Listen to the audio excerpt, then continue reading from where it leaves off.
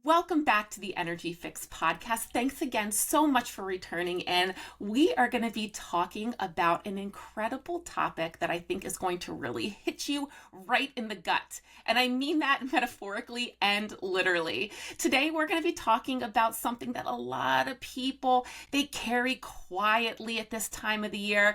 And that is they go into the year or their season or their month and they think, I'm going to do it this time. I got good intentions. I'm going to stick to my goals.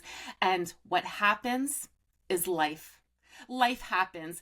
And so maybe you're standing at this point and you're saying to yourself, oh my gosh, I blew it. Maybe you spiraled. Maybe you're just tired and you have this all or nothing kind of voice that just keeps showing up and saying over and over again, you didn't stick to your plan. You didn't stick to what you were going to do.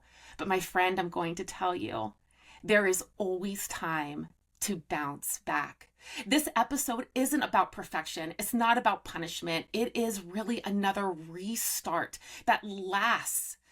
We're going to be talking about how to bounce back, but to do it boldly and kindly and in a way that actually is going to stick. Now, my guest today is Connie Bennett. She is a self-mocking former sugar and carb addict, transformational speaker, TEDx speaker, and the author of Sugar Shock, Beyond Sugar Shock, and her newest book, I Blew My Diet, Now What? Connie teaches people how to break the binge and shame loop, to rebuild their mindset, and to create a reset that feels authentic and real. Are you ready to dive into this conversation? Because I know I am. All right, let's dive in. Thanks so much, Connie, for being here today. Thank you so much for having me, Tansy. I personally think that this conversation is going to hit home for so many people. And I also think that it is a hot topic that a lot of people are just really tired of repeating over and over and over. So before we really get into this conversation and dive into all of your wisdom and your tactics and your ways to bounce back, let's talk about a word or a phrase, the season of life you're in right now. Is there a word or phrase that you're really embodying right now at this point of your life? I would say, and we'll get into this a little bit later, but boldly. Very fitting. Fitting. And so, okay, Connie, I I mean, want to. I I strive to be better than I was yesterday and better than I was last year and not be in the status quo. And you'll hear shortly my story and and my embarrassing story, how I hit rock bottom. And my goal then was how can I emerge and how can I help other people to emerge so that they're better and they're bolder and they're brighter and they're just happier. They're just, everything is like, has all this wonderful energy, that they didn't have before. Yeah. So Yeah. I guess I'm bolder than I was. Okay, so let me ask a little follow up to that then. When you get tired, when you get frustrated, when you feel like things just aren't lining up and you feel exhausted from all of it, how do you stay in that place of being bold? Um, I have a number of ways to reset. So a good old fashioned nap for 10 minutes helps quite a bit. If the weather is nice, though today it's like raining like crazy. Um, if the weather is nice, even just a little brisk walk around the block. I now have a new workout piece of equipment that's like my new best friend. I have a rebounder. And so I've been experimenting with just like 5 minute rebounding breaks and not even necessarily jumping, but literally just kind of going like that. It's really fun. Um, and I think one of my absolute favorites is tapping, emotional freedom technique. And I talk about it in my new book, I Blew My Diet, Now What? And the research on tap, so it's called emotional freedom technique, EFT, people tend to refer to it as tapping. And that, every time I do it, it just ceases to amaze me how much better I will feel afterwards. And what also just so amazing about tapping is that the research is just there's mounds of research, like peer reviewed, tested up the wazoo studies by, scientists who've proven that yes, it works, and it can work for, any number of issues, fatigue, cravings, depression, pain, headaches. I mean, you name it. So I'm a very, very big fan of tapping. And I probably should just do a shout out. Of course, we're recording now, but the Tapping Solution people have a yearly event called the Tapping Solution, and they have just amazing tapping sequences that can help you. I love that. I love that. Well, before journaling, I mean, journaling is another big one as well. Yeah. Well, before we really dive into you and your journey, I want to just do a little definition here. So before we go on, when you say, I blew my diet, what exactly do you mean? Are you talking about a single slip up? Are you talking about a weekend or a month, or that big inevitable, and forget about it, it's ruined? Okay, so here's the thing. When you're an author, this is my third book. So when you're an author, you need to have a provocative title, okay? So I don't really mean diet necessarily. I mean, like, I just blew the way I'm eating. I just, binged big time. So when I say I blew my diet, it means, I just ditched my clean way of eating that I've been doing for like more than a decade. And I just went hog wild on the popcorn and what I call carb garbage. I mean, I did this for months and months. But let me back up a little, which is that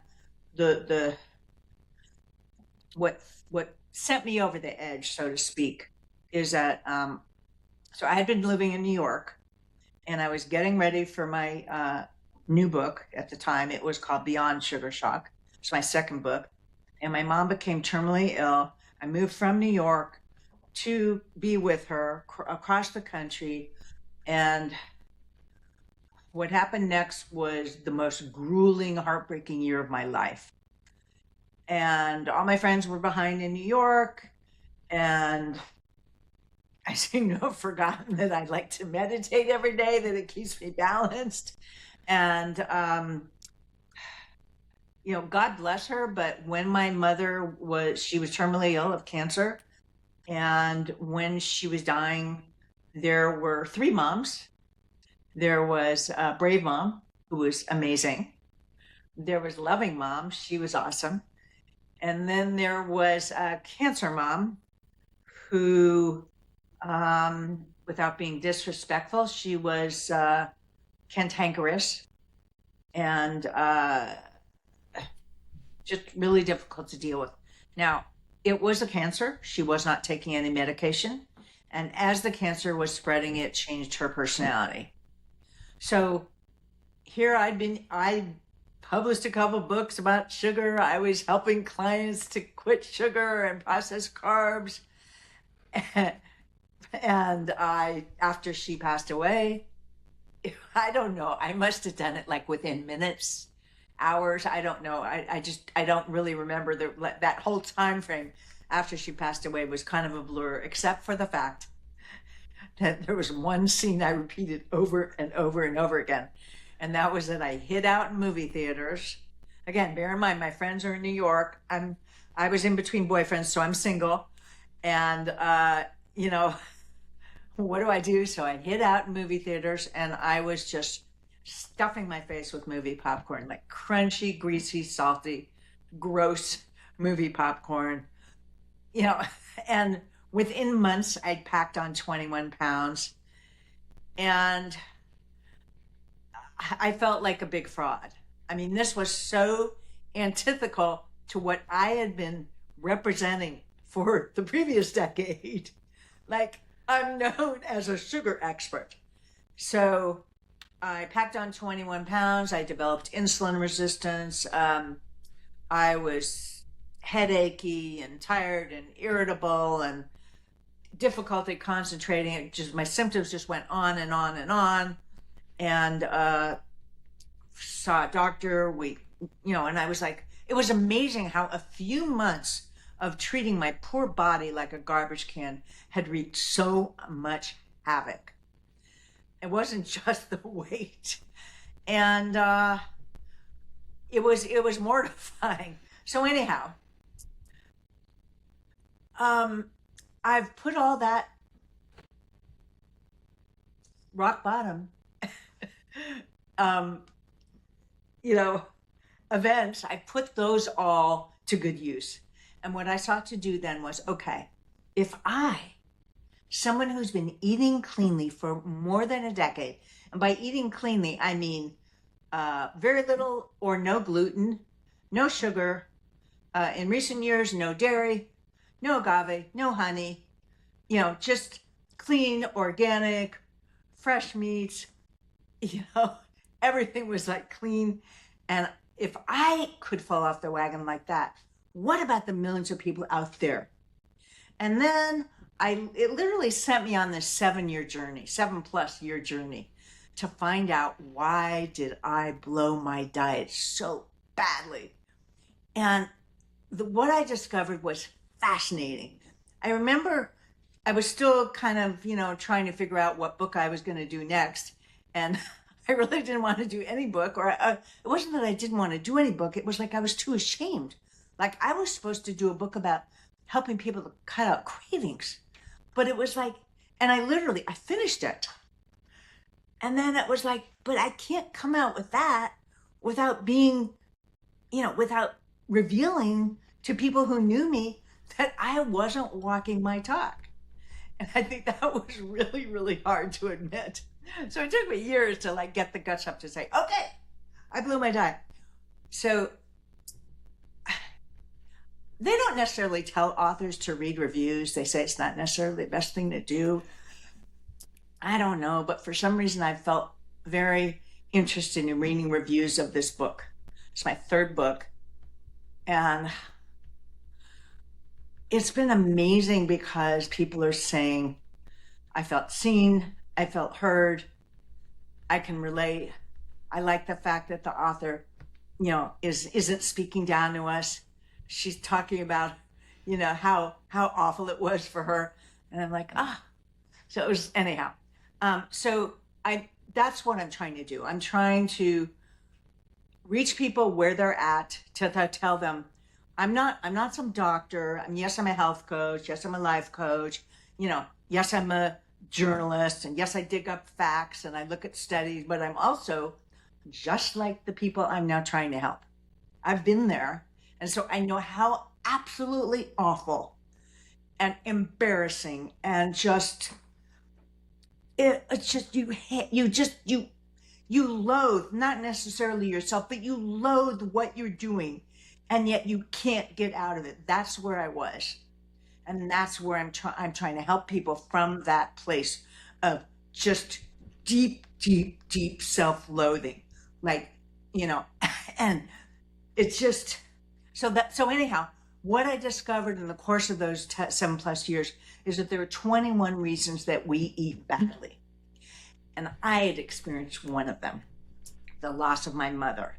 And so I was doing what I now call heartbreak binging. And it was binging in a way that I'd never done before. It was like, really, who is this person? I was looking at myself, this isn't me. And now I'm on the other side and I'm looking at myself and I'm like, oh my God. But anyhow, so here's the thing. Many of your viewers or listeners might be there right now. They may be getting over the loss of a loved one. So that's one of what I call 4 big binge triggers. May I share the other 3? Mm-hmm, sure. Okay. So another big binge trigger has to do with relationships. And So that could lead to, so say if you're getting divorced, you could be doing what I call divorce devouring, or it even could be a friendship, friendship, relationship, loved one. So you could be doing what I call breakup binging. So that's the second one. The third one could do, the third one blew my mind as I was researching it, because it's about trauma. A lot of us have experienced trauma in our lives.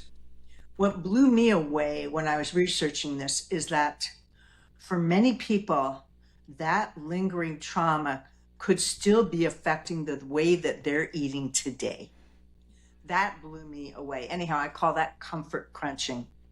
And the fourth one was something that we got into at the beginning. I wasn't a full-time caregiver, but I was doing some caregiving duties, and I was doing also what I call caregiving chomping. Those are the big four binge triggers. But we're not talking about the other reasons, because there's 21 in all. And so no wonder people are like gaining weight. I mean, all of a sudden it just became crystal clear to me why people are gaining weight and why obesity is such a problem. Yeah. And let me just add one thing. I'm so sorry, but I need to add one thing. The reason that we care about weight gain is we're not talking, and forget about how you look. Weight gain can lead to heart disease, cancer, type 2 diabetes, Alzheimer's disease, just just a whole slew. There's like a woman named Nancy Appleton used to be a sugar expert. And she had this like big list, and she kept growing the list every year. So I don't know, it was something like 160 things that could happen to you if you're overeating sugar or processed carbs. That's why you care about what you eat. Yeah. Oh, preach it. I love that. And first what I will say to you and your story, thank you for sharing that. I love when people get real, experts get real with why they are doing what they're doing.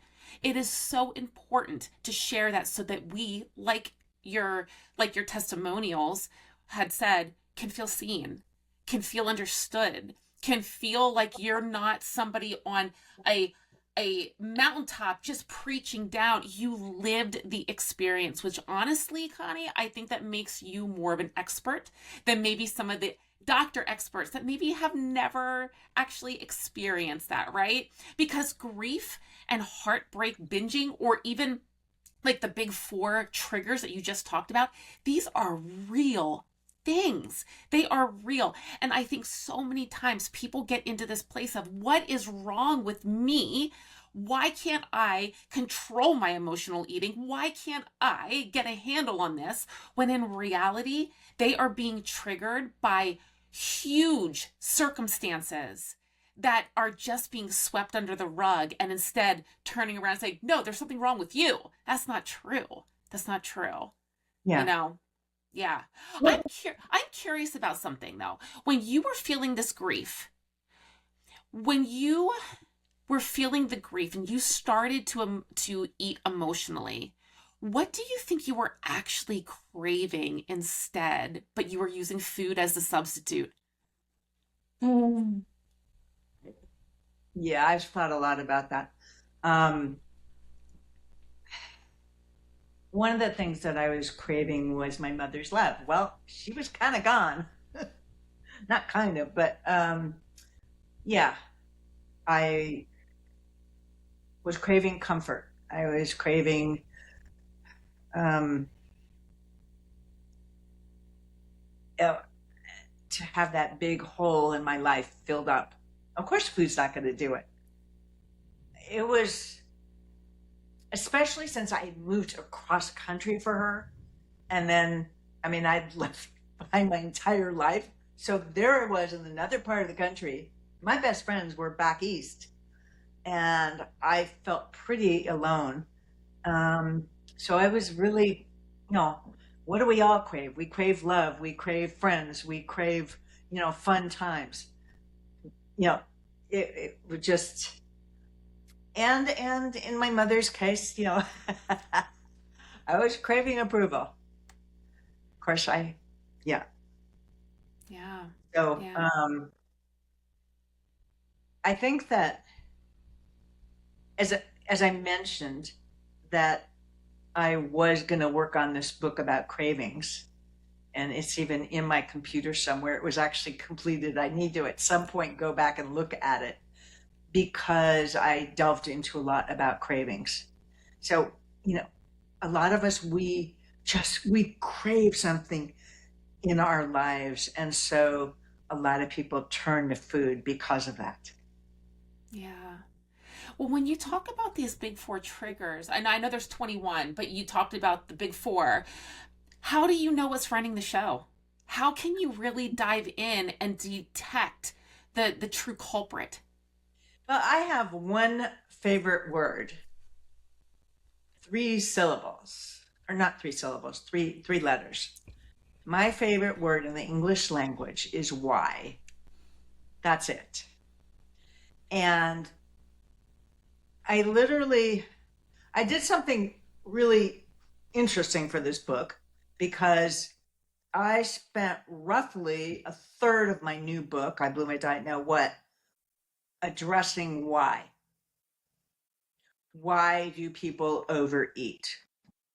Because you are not going to make any changes until you know what is going on in your life. Why the heck are you being triggered? I mean, once I knew, and I mean, it was obvious, but my mom had died. It was difficult. It was a tough time, duh.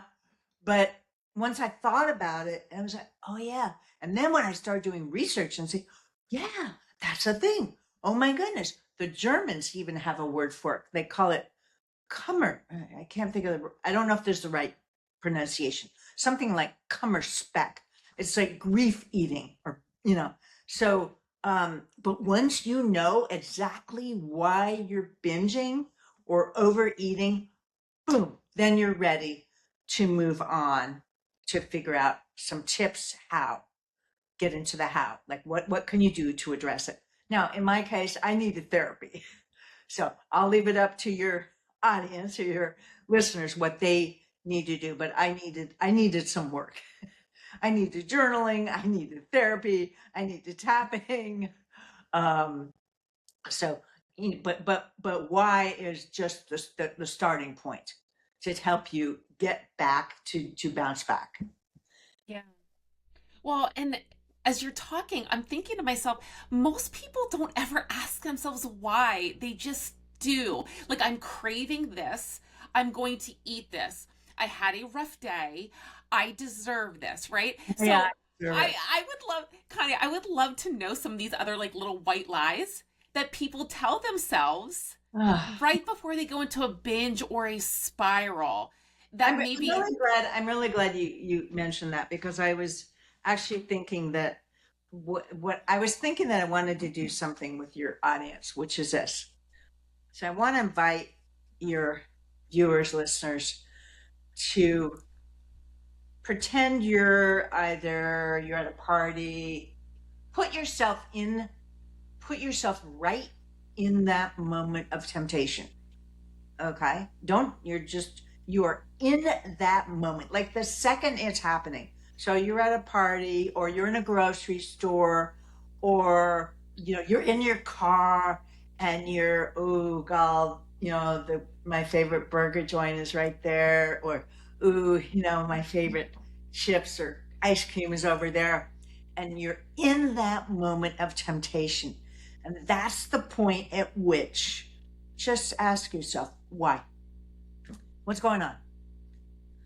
Why am I craving this junk food when I know that my better self wants to eat good food, healthy food?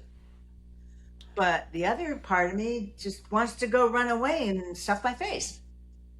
Excuse my language. That's what I used to do, stuff my face. um, so, and then literally just, the answer could just come quickly, boom, in an instant.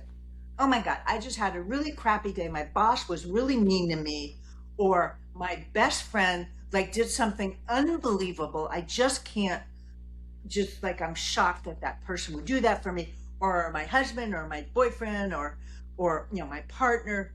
just, I mean, I can't believe they did that. And boom, you want food. So just identify what is the trigger that is making you want to immediately rush to food. Hmm. Can I share mine? That just came, Sure. that I realized as you were talking.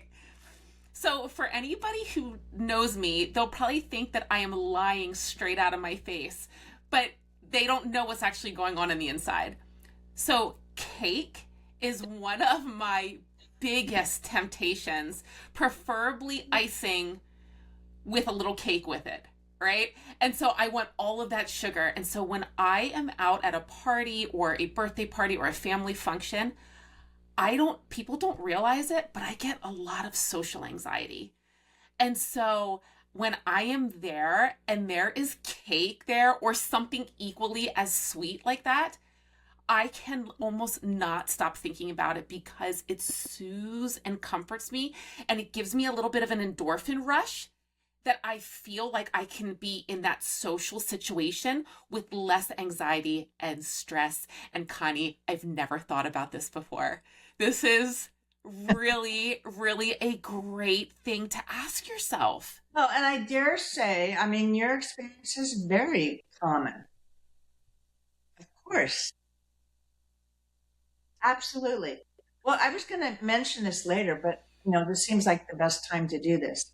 So, may I share a tactic of mine that can help in a situation like that, or in any situation where you're tempted? But Yes, please. I want to back up first and tell you the story of this technique.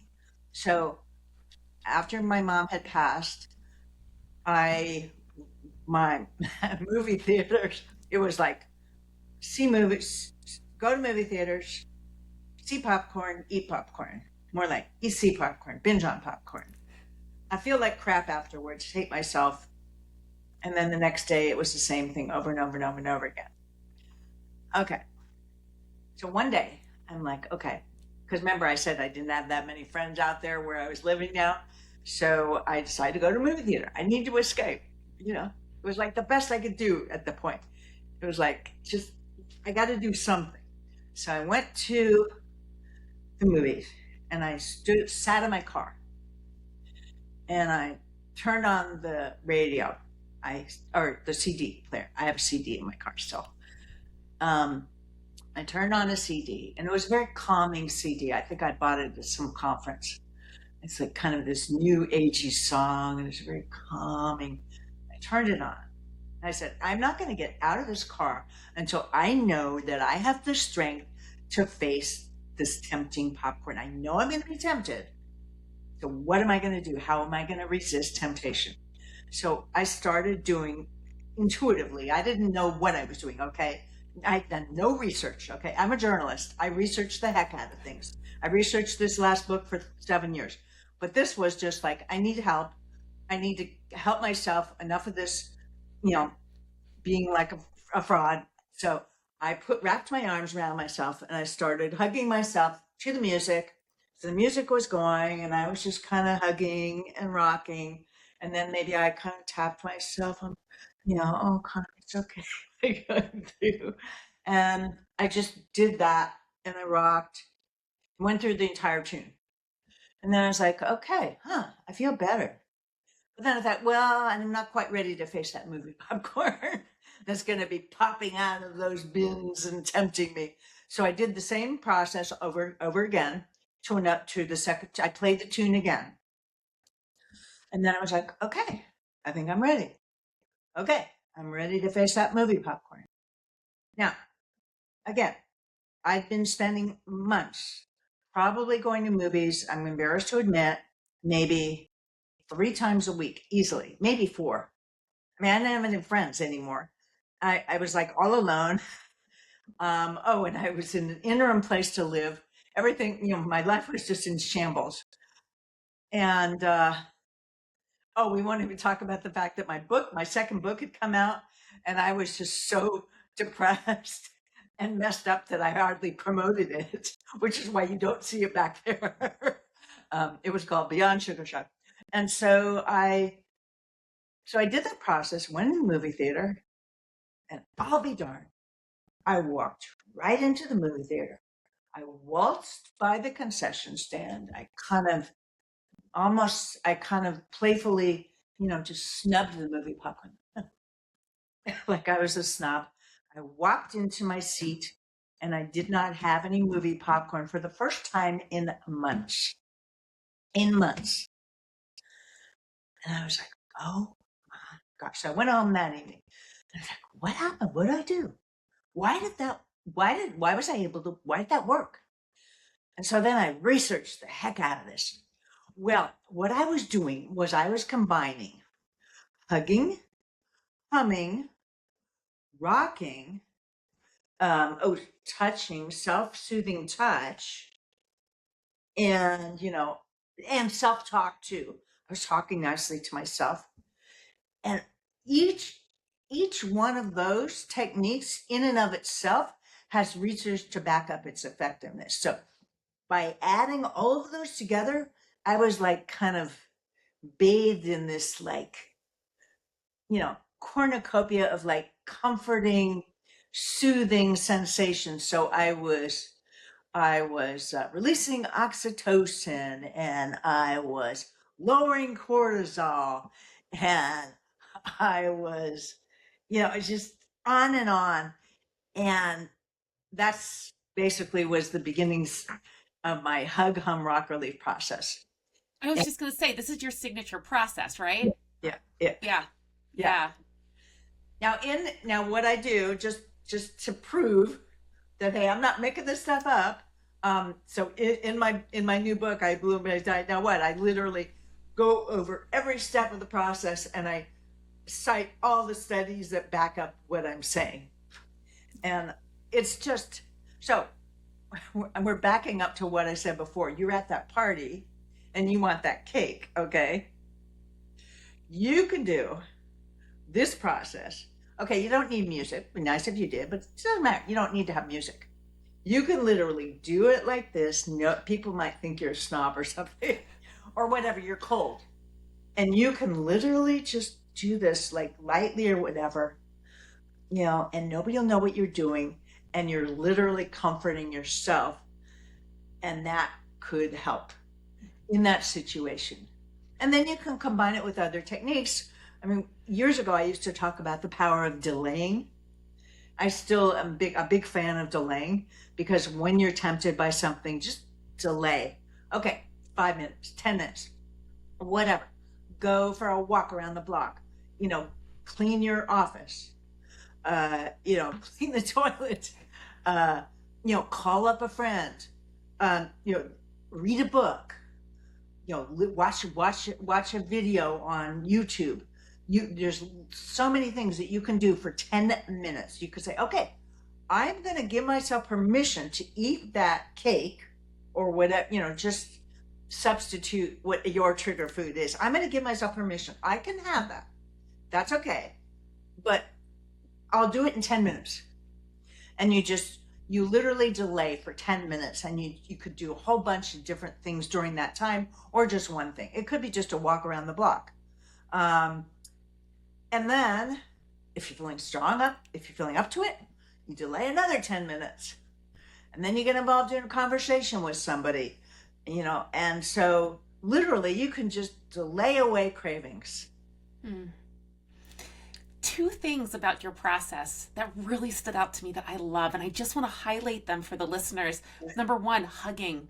You're self-soothing. You're giving yourself the comfort and the love that you're probably seeking in that moment. And number two, that humming is stimulating your vagus nerve, which is calming that nervous system right down. Beautiful. Yeah.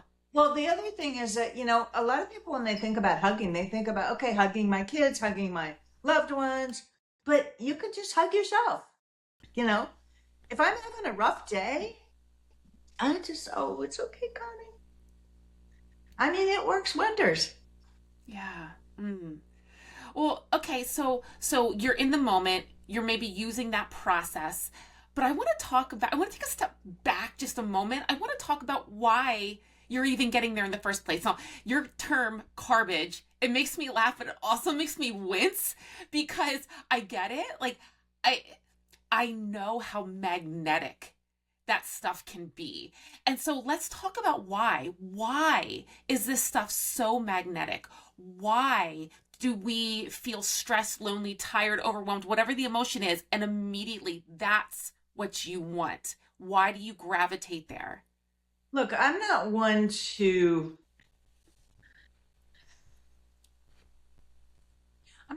blame the food industry. But let's face it. I think the latest research shows that about 2/3 of Americans are eating ultra processed foods.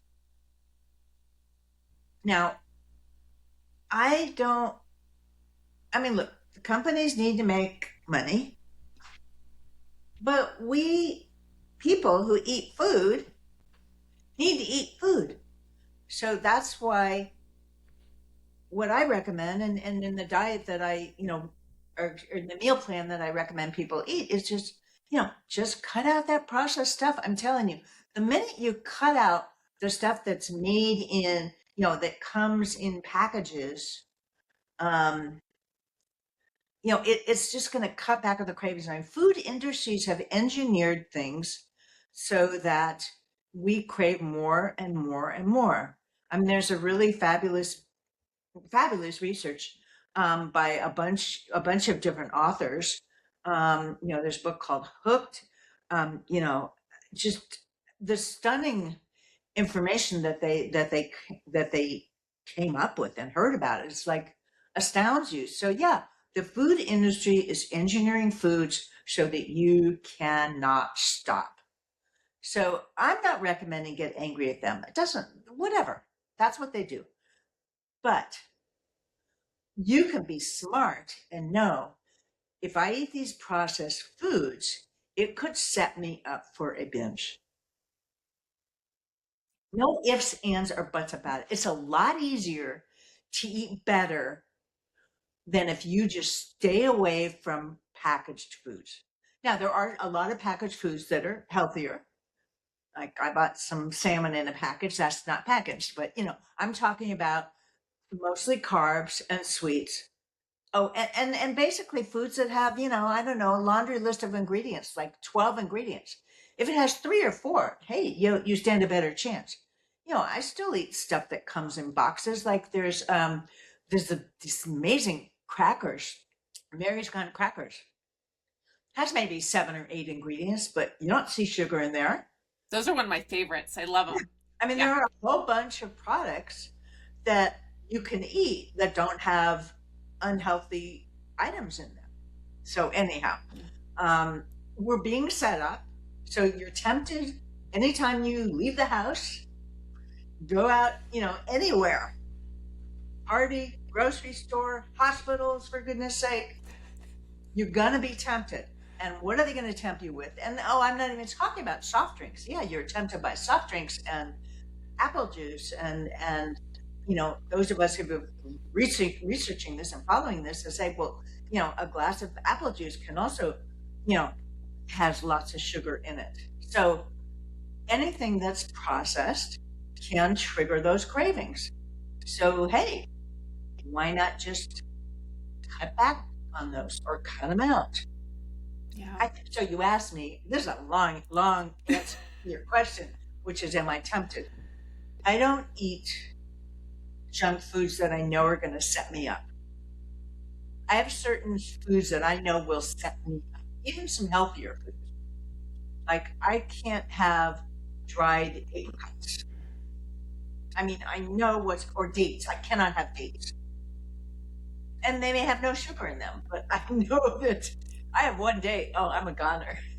And I just don't eat dates. I mean, I go to the farmer's market now, and the guy's like, these wonderful dates. Just, stay away from them. Why tempt myself? Yeah. Yeah. Which Now, I have been tempting myself a couple of times. I was really tired. But it's not junk food. I love sweet potato chips. Oh, Terra sweet potato chips. I love them. Well, the thing is, I used to binge on them. Okay. It took me a few years to get to the point where, oh, come on, I can try. I mean, they're good. Maybe they're not the most nutritious, but they're really good. You know, and that you always make sure I have lots of ample protein and fat at the same time. And so couple months ago, not even that, maybe a month ago, I was really, really, really tired. And so I know what's going to set me up. Okay. I know when I'm going to get cravings. And the biggest thing for me is if I'm tired. I didn't get enough sleep, I'm going to get cravings. So I decided, okay, you know what? I think I'm going to go ahead and I'm going to buy some chips.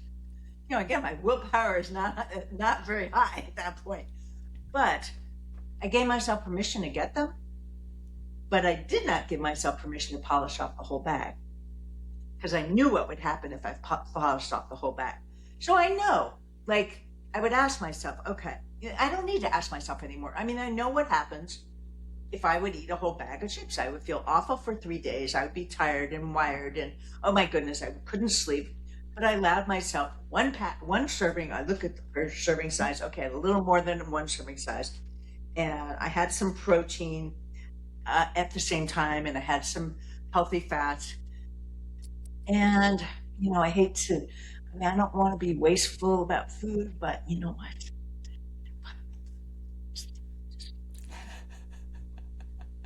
I did it to protect myself because I just didn't trust myself that I may eat them up. And so I stayed on my, you know, I'm not on a diet anymore. I just eat healthy. But, you know, so there are once in a blue moon, I may allow myself something.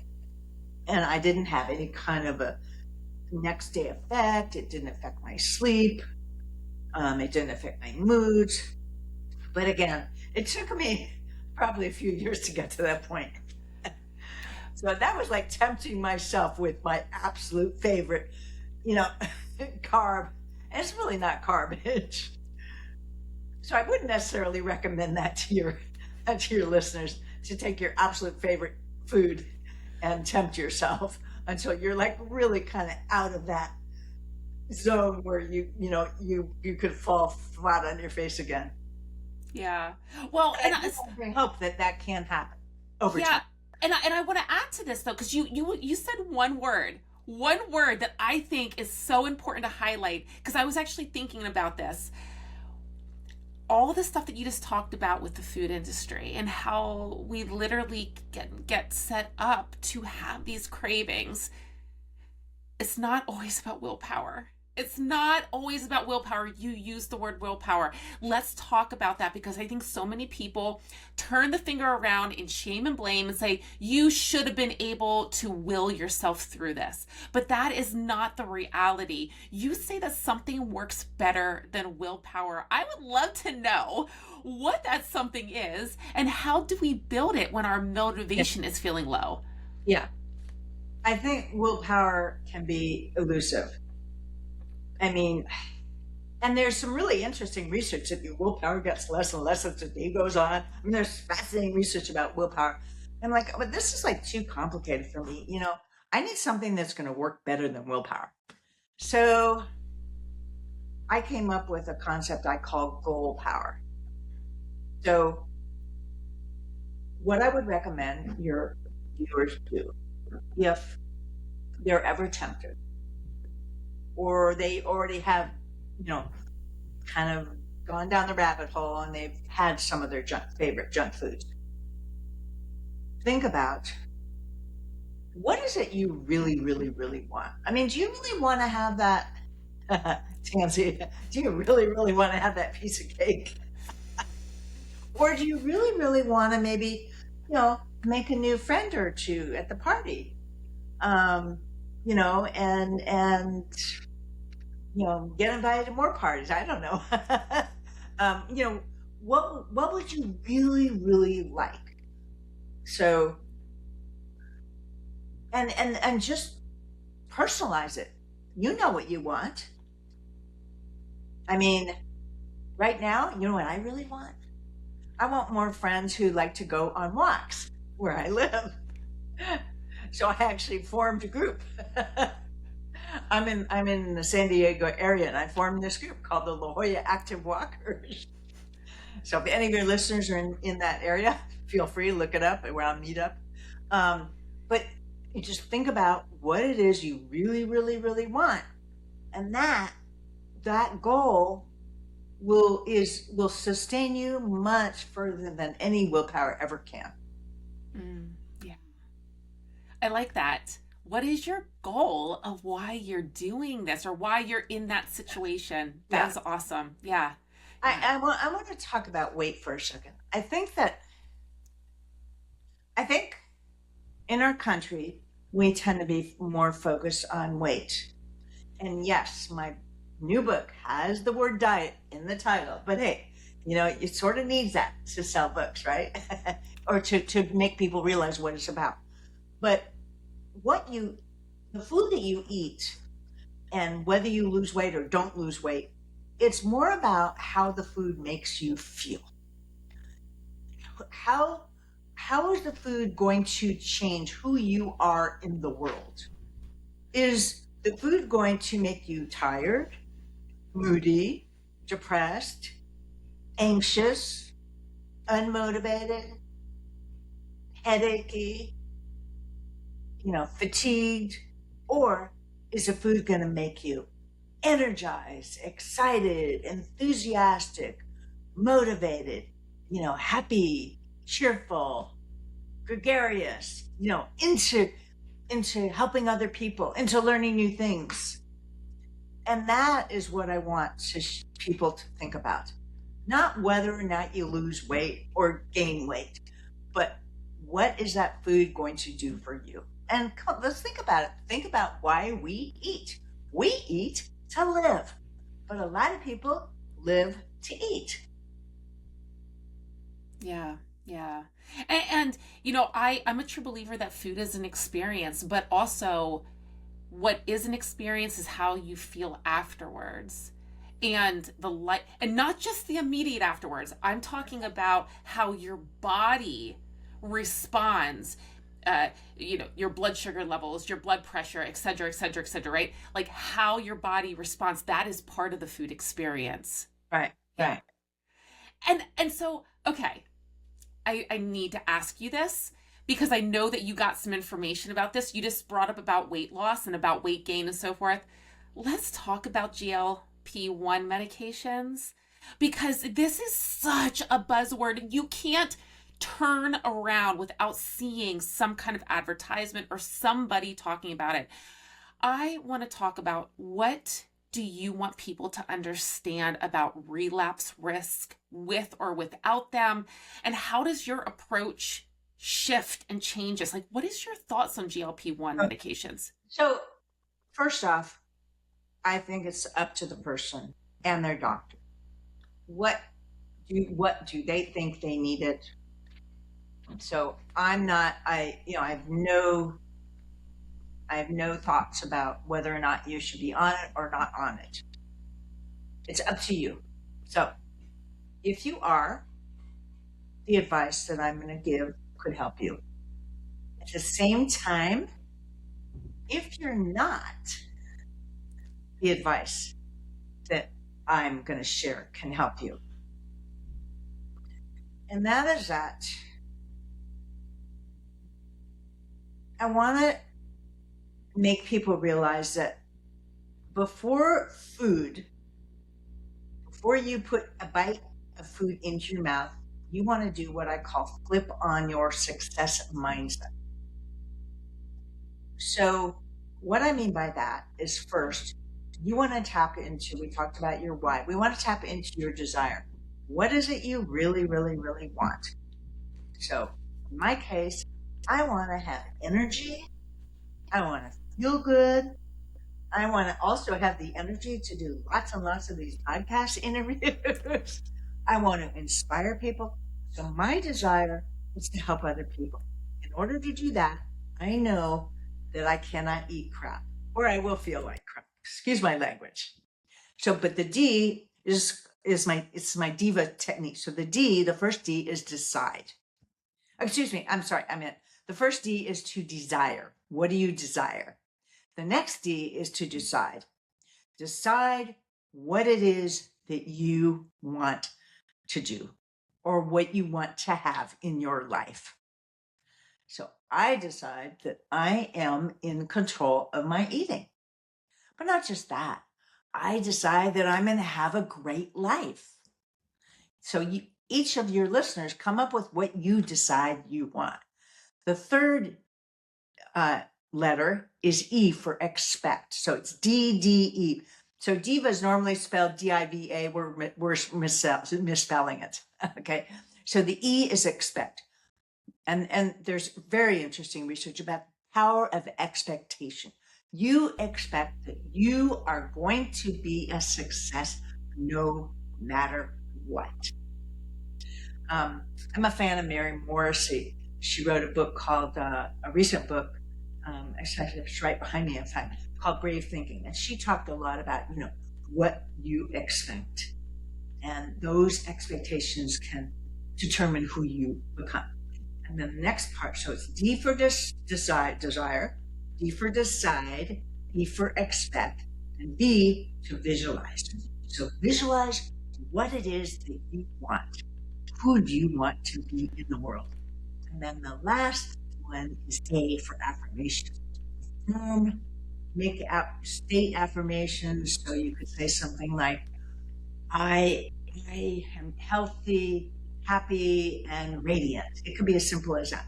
Or it could be something like, I enjoy eating healthy foods. That's it. So again, it's a flip on your success mindset. So it's D for desire, D for decide, E for expect, B for visualize, and A for affirm. Can I just mention here? I think that most people, like they have the desire, they make the decision, they skip the expectation, and they go right to visualizing and affirmation. Maybe not even visual, they might just do affirmation. And so I think just from being in this world of work that I'm in, I think that the E, is one of the most important pieces that gets so overlooked. Yeah. Yeah. If you expect success, that is going to pave the way for your success. Yeah. Yeah. Oof. And that can apply in any area of your life. We're not talking about just food, the way you eat. We're talking about, anything in your life. So expectation, yeah. And then combining that with visualization and affirmations, and you're home free. Oh, I love it. I'd love to tell you, if I may, for people who are interested in weight loss, about this study that I came up with, if I can look in my book for a second. Sure. Science actually shows that visualization promotes weight loss.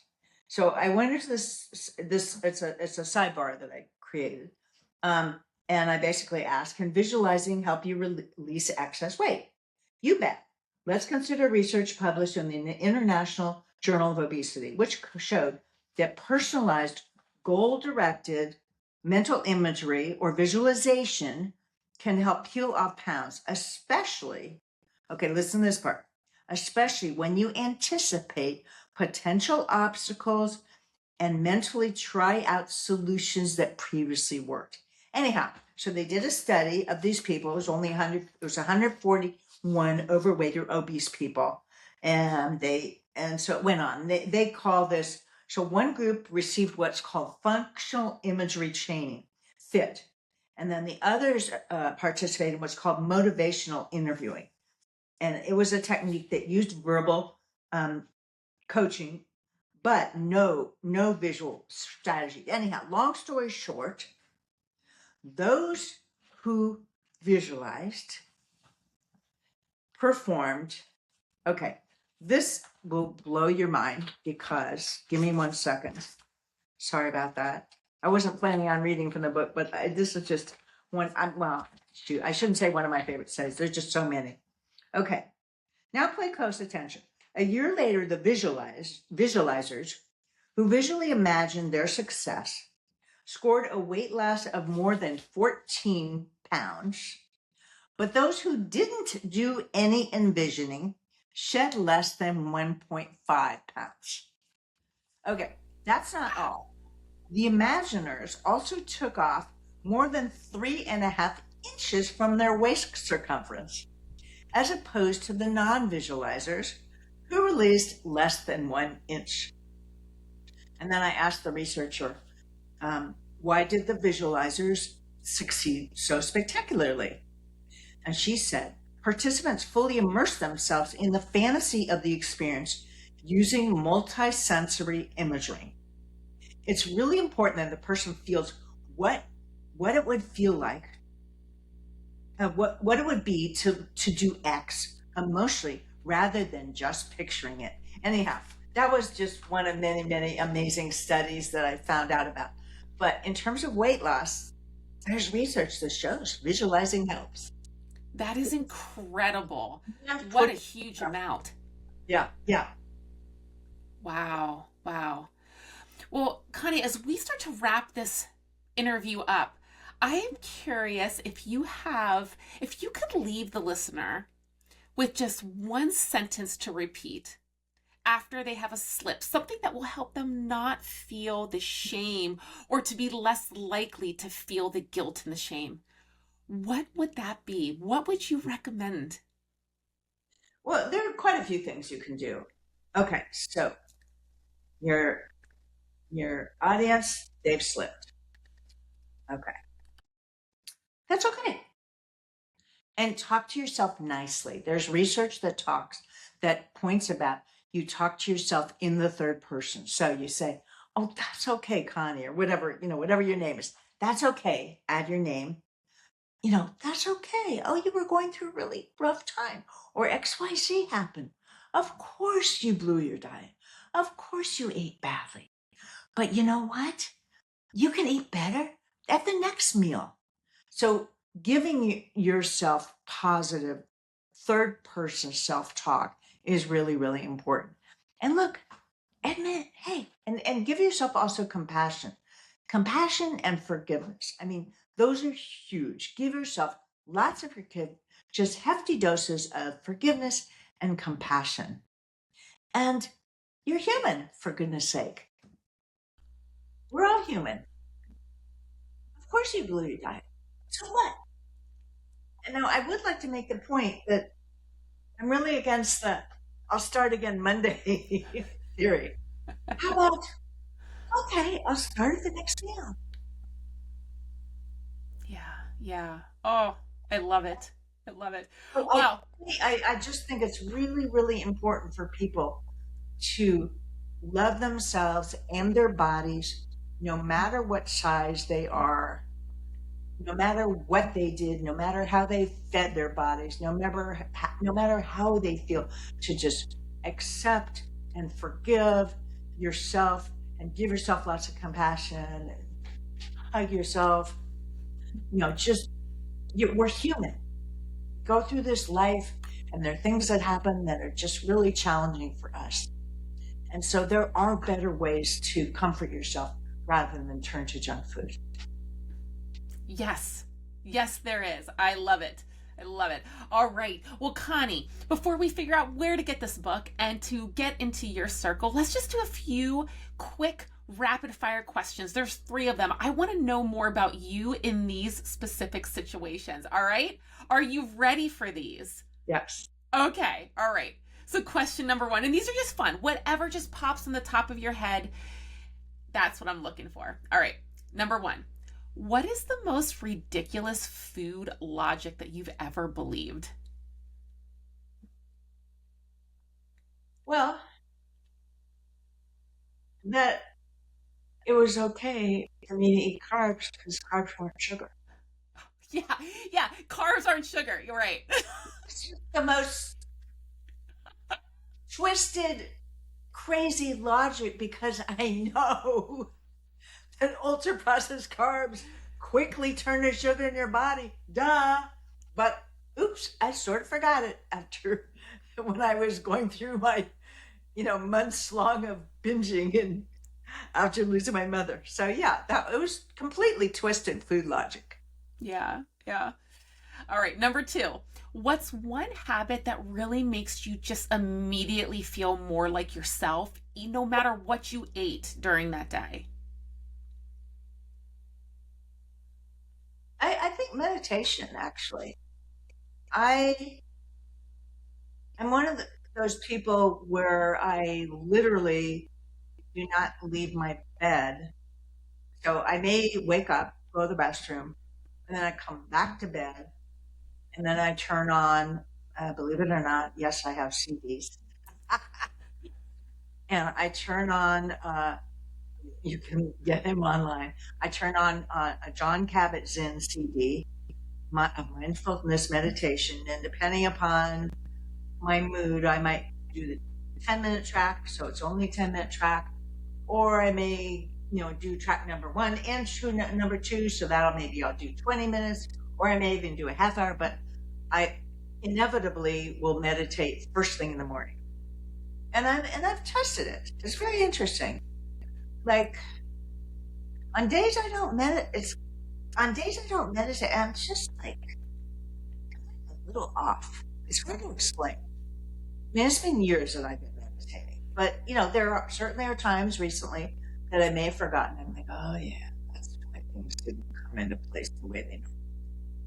Meditation is a big one, but again, literally with this meditation, all you're doing is you're watching your breath, watching it go in and go out. Just very, very simple. And so I just need to have kind of that guidance.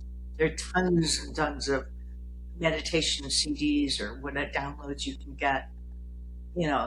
There's even the insight timer or whatever. And so I just find that when I meditate, which is pretty every day, things go better. Yeah. I'm a better me. Love it. All right. And then finally, if bounce back boldly, we're using your first word. You see that there? If bounce back boldly had a theme song, Connie, what would that theme song be? It's funny that you asked that because I have a whole playlist. And the dilemma is that I may have 200 songs on my playlist. Oh my gosh. So darn. Oh boy. That's a tough one to pinpoint just one. And you reminded me I need to advertise that more. I don't really advertise it enough.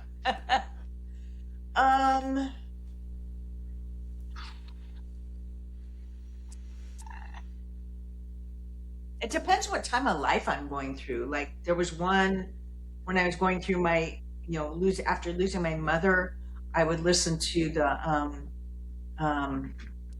song "Mother" by he's like a young Andrea Bocelli.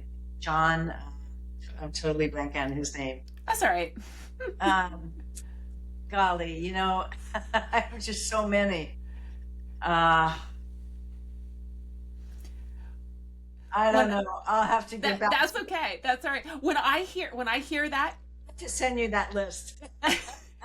When I hear that, immediately what popped into my head was, I feel like a woman by Shania Twain. Like that is just what popped into my head immediately. Just like that strong, empowered sense of energy pushing forward. Yeah, I don't even know. I think that's the title of it. I think that's what the full title is. I don't know. I think it's another title, but I know what you're talking about. But you know what I mean. So many, but and that's the dilemma. How do you pick one out of all those?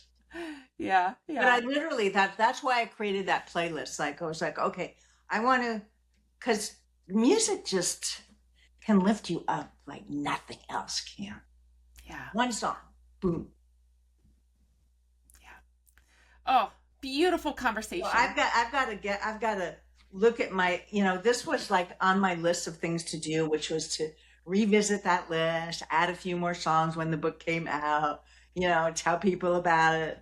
And it's on Spotify, but I haven't been advertising it. So thank you for the reminder. You're welcome. You're welcome.